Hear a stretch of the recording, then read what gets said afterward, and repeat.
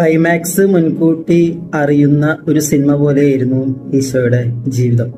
പ്രവാചകന്മാരിലൂടെയും മോശയിലൂടെയെല്ലാം അരുൾ ചെയ്യപ്പെട്ട പ്രവചനങ്ങളും നിയമങ്ങളും പൂർത്തിയാക്കാൻ വേണ്ടി തന്നെയാണ് ഈശോയെ, തന്റെ പുത്രനെ ഭൂമിയിലേക്ക് ദൈവം അയച്ചത്.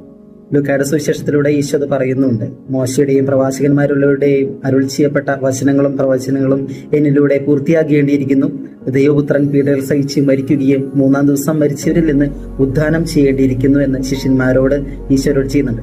എന്നാൽ ഈ മരണത്തിന് ശേഷം ഈശോ സ്വർഗത്തിലേക്ക് സ്വർഗാരോഹണം ചെയ്യുന്നതിന് മുൻപ് ശിഷ്യന്മാരെ നേരെ കരങ്ങൾ നീട്ടിക്കൊണ്ട് അനുഗ്രഹിക്കുന്നത് നമ്മൾ വചനത്തിൽ കാണുന്നുണ്ട്. ഒത്തിരി സന്തോഷത്തോടു കൂടെ ശിഷ്യന്മാർ അവിടെ നിന്ന് മടങ്ങി ദേവാലയത്തിൽ പ്രാർത്ഥനയോടുകൂടെ ഇരുന്നു എന്നാണ് വചനത്തിൽ പറയുന്നത്.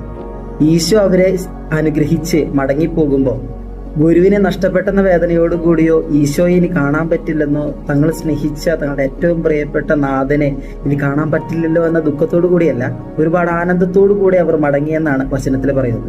അതെന്തുകൊണ്ടായിരിക്കും? ഈശോയുടെ ജീവിതത്തിൽ ശിഷ്യന്മാർ കണ്ടു അവന്റെ ജീവിതത്തിന്റെ ക്ലൈമാക്സ്. പ്രവാചകന്മാർ അരുൾ ചെയ്തതുപോലെ പീഡകൾ സഹിച്ച് മരിച്ചെങ്കിലും അവൻ ഉദ്ധാനത്തിന്റെ മഹത്വത്തിലേക്ക് പ്രവേശിച്ചു.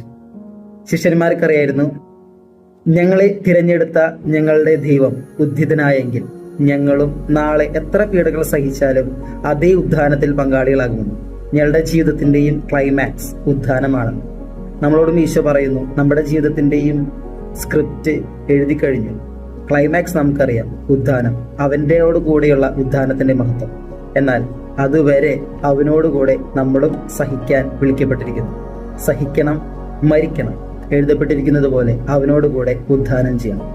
നമ്മുടെ ജീവിതത്തിന്റെയും ക്ലൈമാക്സ് അവന്റെ കൈകളിലാണ്.